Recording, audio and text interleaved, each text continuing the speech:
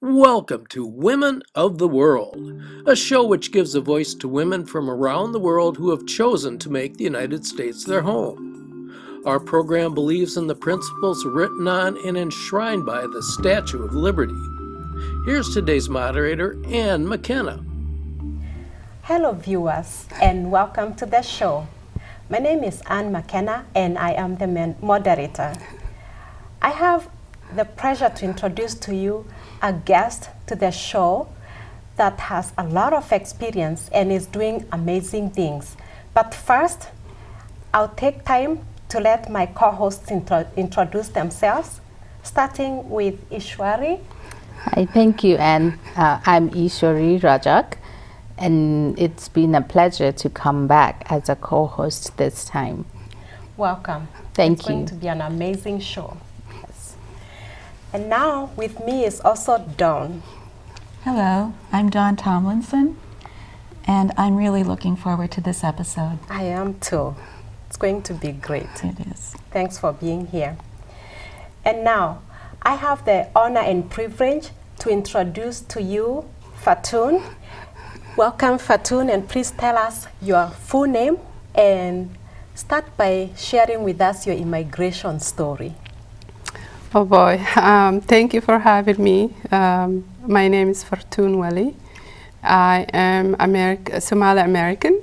I migrated to Minnesota March of 2000, but I started my migration when I came to USA. I started in California.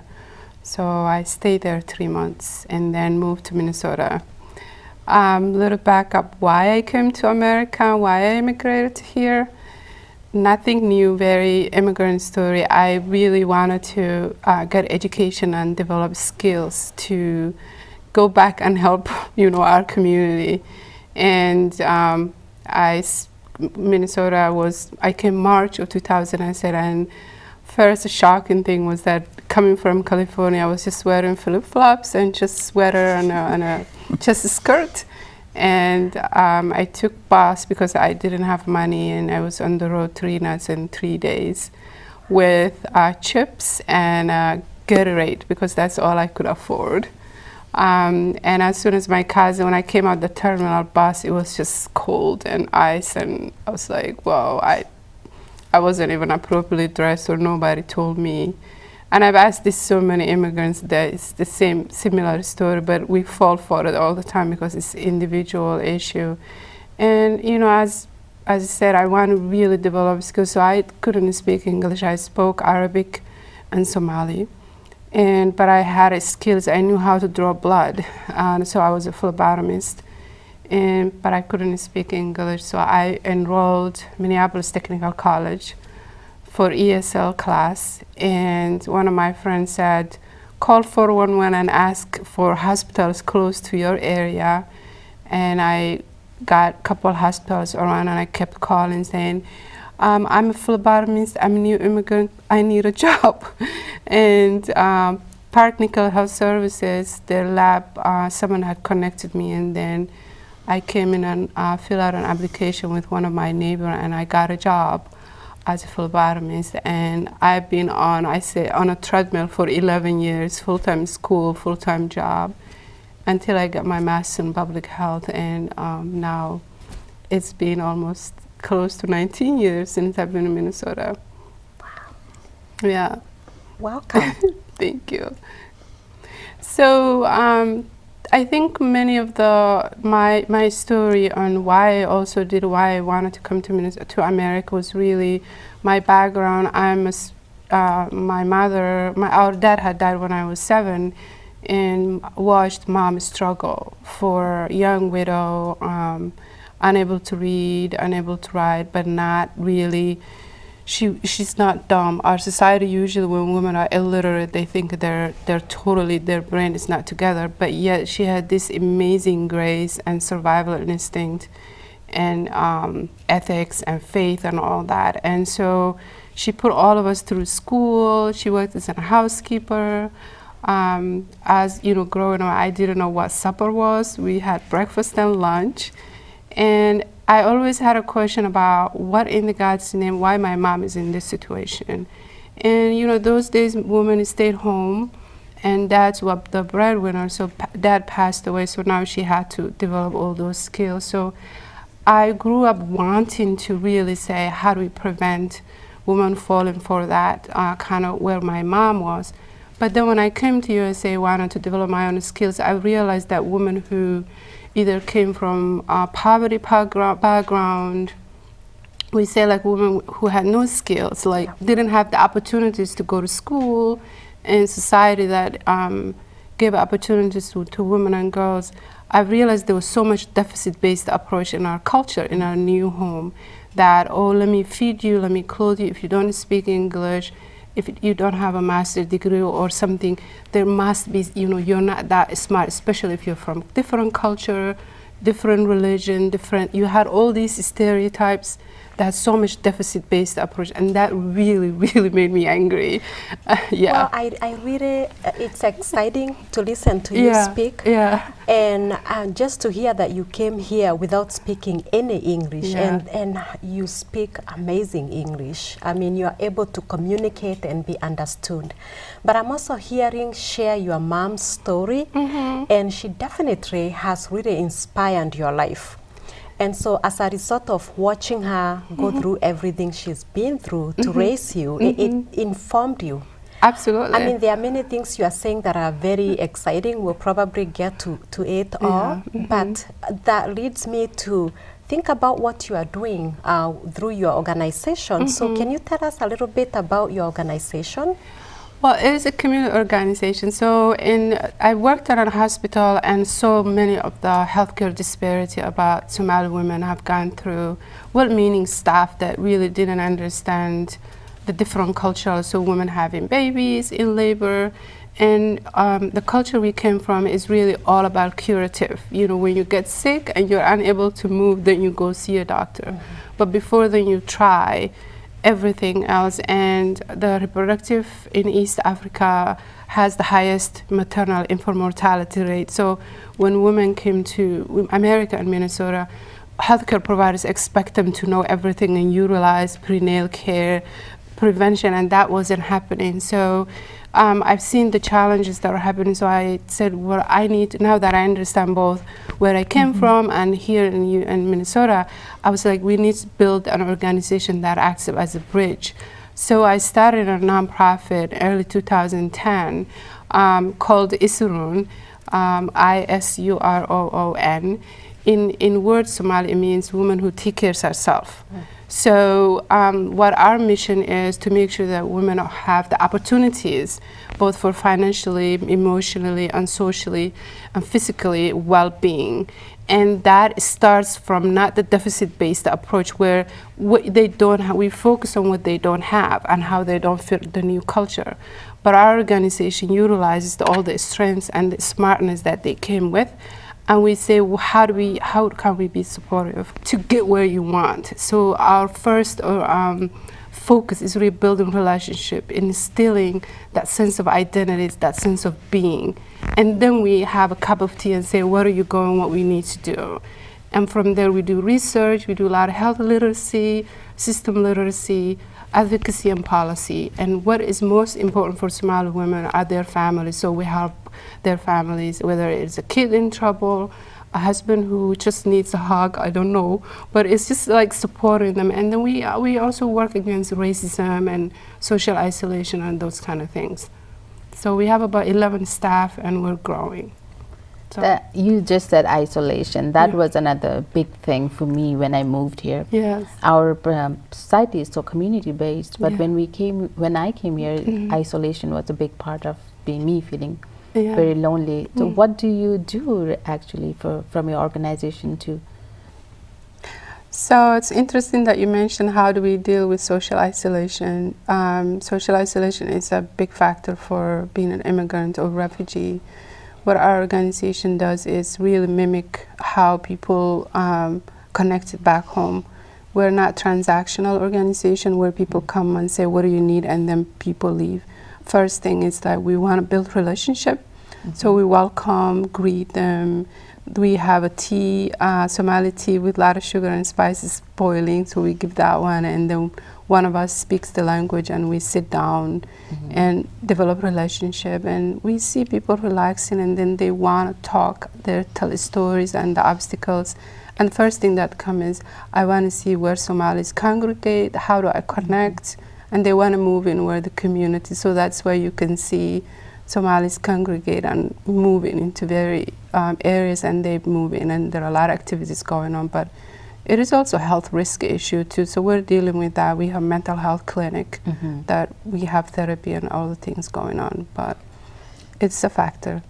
Yeah, thank you for doing that. It means a lot, I know, as for immigrants, and I guess with people around us now, everyone. Yeah.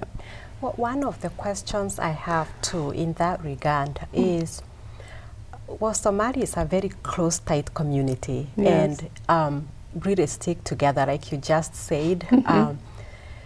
As a first, your children are first generation Americans.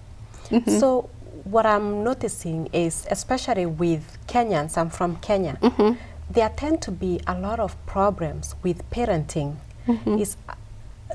There's the parenting that was done for us in Kenya, and that happens in Kenya. It doesn't seem like people quite figure out how to transition that into United States culture. I'm noticing a lot of problems with first generation children. Are you experiencing that, or what are you doing about that? Well, if you look at any generation of immigrants, like Hmong Americans, even like Irish Americans or Jewish Americans, first generation always is very strict, and they want to get the work done, and so and then the second generation, they're more fluent in English, they're acculturated faster than their parents, and so there is also culture gap and generation gap. And I don't think there's anything wrong how we parent as a first generation.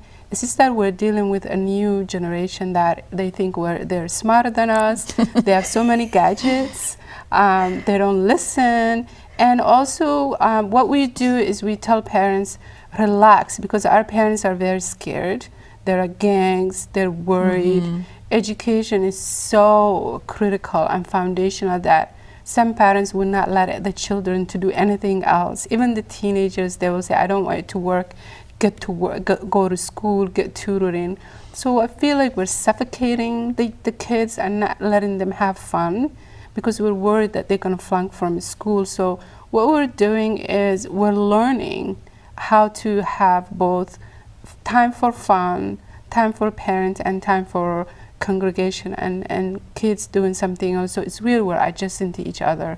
But the biggest factor for our generation and my first generation is really we want our kids to succeed, and we also know how to parent, where we came from. So we need to adjust a different world. And do you feed the kids or get to full-time job, or there is no time to learn the system literacy and what's happening in US and Minnesota. So it is a journey. My hope is that the second generation, maybe in 10 years or 15 years, the second or third generation will not have this problem. That it's just not a problem. It's just the way of acculturating and learning a new home. Right. Is your hope that that the second generation will remain within their community socially, or that they will go out into the larger community? Well, we are very tight-knit community because for two reasons. Because people are very, all you guys are connected. As women, we're discriminated because we're wearing scarves. And so people are totally misunderstood. Somalis are very blunt communicators. We're not Minnesota nice. So we have a lot of names people call us: rude, loud, all the names, because Minnesotans are very passive aggressive.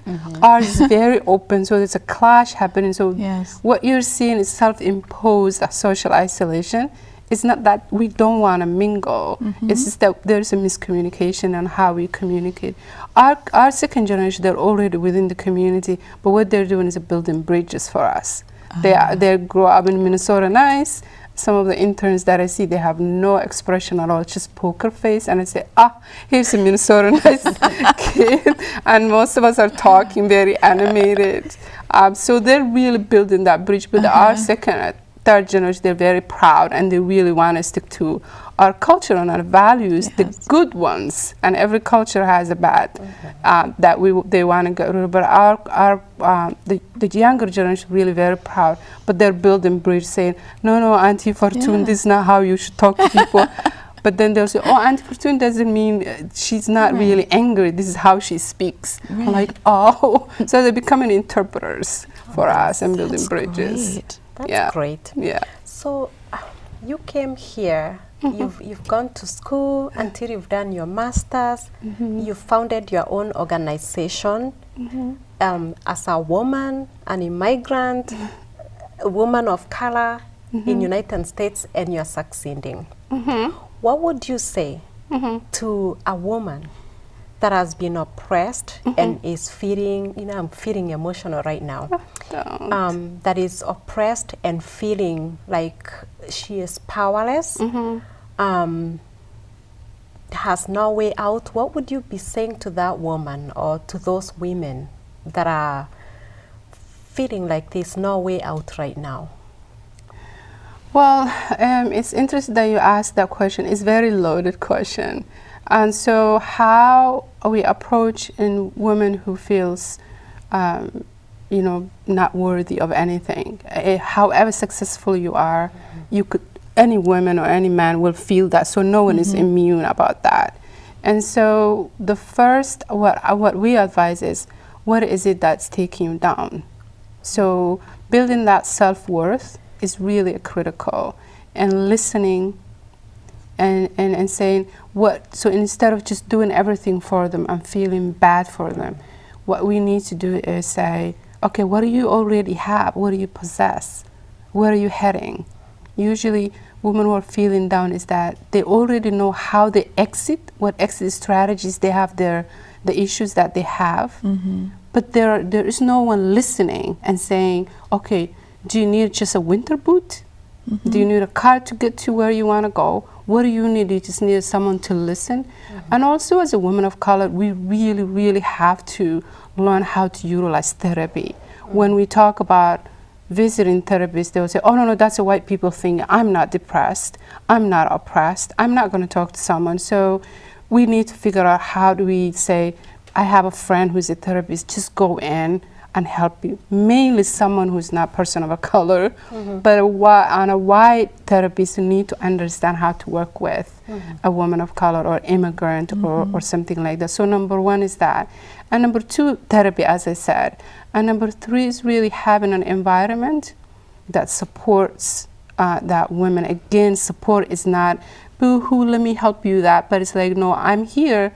You tell me what you want me to do, or how can I help you help yourself? So hold your hand and help you walk. You just put your hand up and say if you want to take it, or even if you don't want to, how can I be supportive of what you want to do? So we don't set agenda for them. However small it is, you want that person to take the steps where they want to head, and also protecting the environment. So for example, people tend to say, oh, a Muslim woman is oppressed and her husband is beaten, and they remove and they take her to somewhere far away that she doesn't have a social connection. You're already killing everything she knows, and you're removing her environment that is safe for her. But that's kind of a protectionism. But you're saying, okay, how can you be safe already where you are? Of course, removing an abusive husband, abusive environment is good, but we have to be very careful not to be so savior mentality and say, I'll do everything for you and this and that and that. So, but it is a journey. It's not, there is no treatment. That woman has to take the steps to move forward. So you're trying to put that choice back in her hand. And that's a lot of work. That's a lot of work. And there's so much nitty and gritty and pieces going, so you have to be really intentional. And the last thing I would say is, our society, it's all about what did I do? It's like we feel good when we are so powered by seeing someone who doesn't have a power. And we have to refrain the word, I want to empower. That means you have a choice to give or take. that person is already empowered, they're just having a little bit of hard time.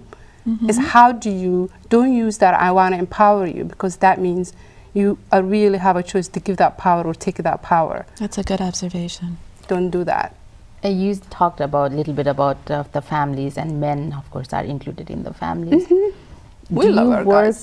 Do you work only with women and girls, or do you also work with men? We work with men because I don't support a matrix society. When we're, however income you have, if you're a single female household, you still are kids are prone to get not good. So we promote a healthy family. A healthy family include the dad. And so we resolve conflicts.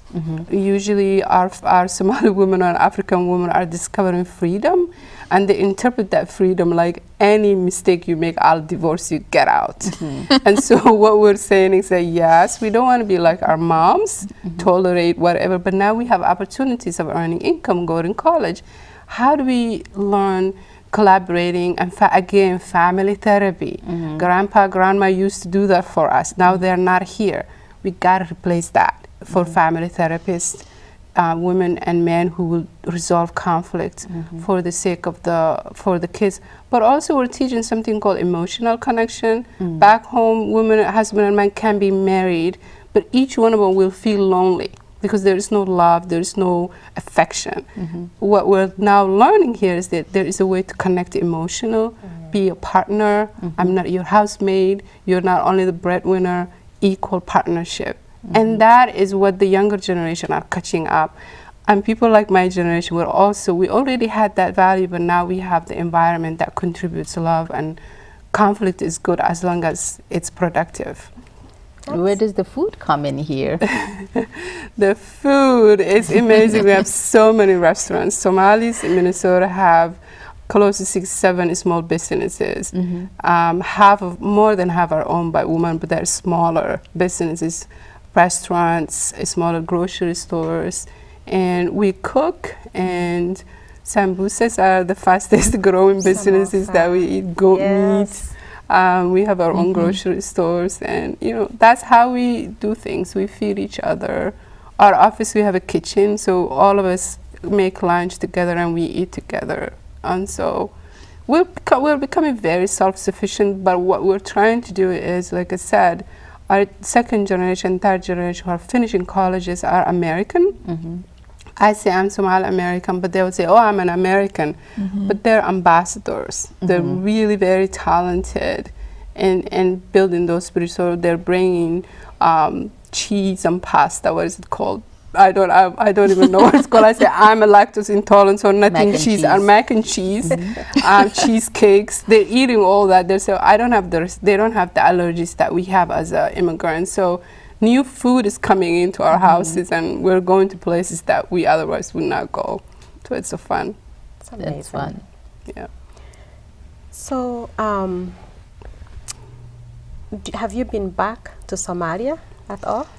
Yes, I went 8 years ago before my mom passed away. Okay. So I want to go back, and that's the piece of me that wants to go back. Everything we have here, I want to be able to implement back home, and many of us diaspora are going back to support the families over there.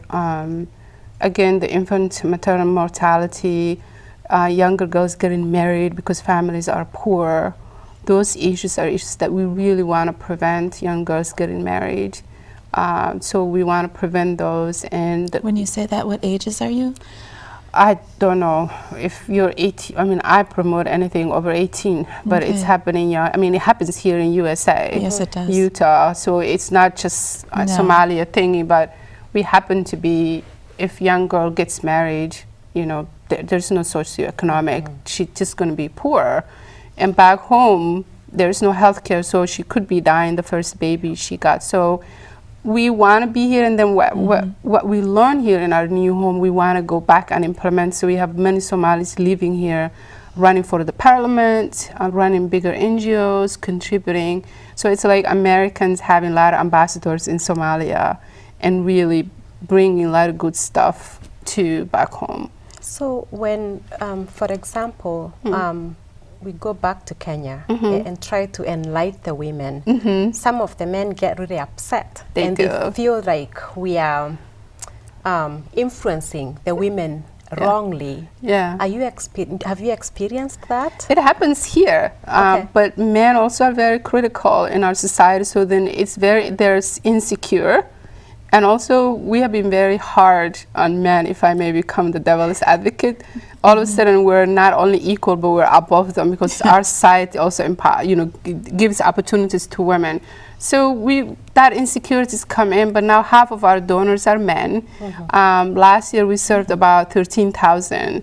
5 of them were men because they're widow. They bring in families with kids with disability. And once they saw when mom is healthy and is getting to work or she's doing self-care, he has a happy wife and happy home, and that communication has to be part of that. And so we have really intentional engagement with the men and keep them engaged. Well, Fartun, you are amazingly enlightening. I mean, you know so much, and obviously you've done your studies so well.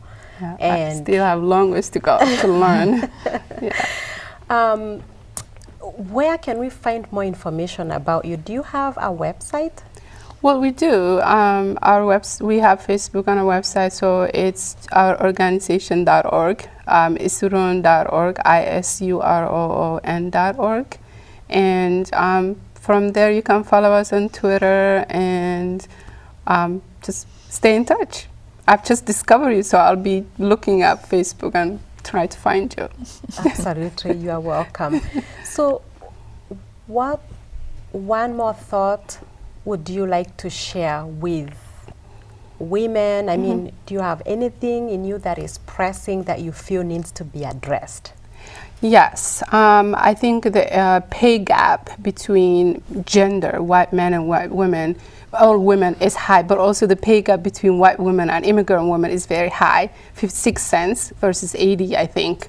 That has to be closed. Otherwise, I'm sitting on a $68,000 student loan and I'm making 56 cents per dollar. So we need to do a better job, and all women coming together and making sure at least we come to that high dollar amount per dollar. Then we can all come together and say, let's be equal to men.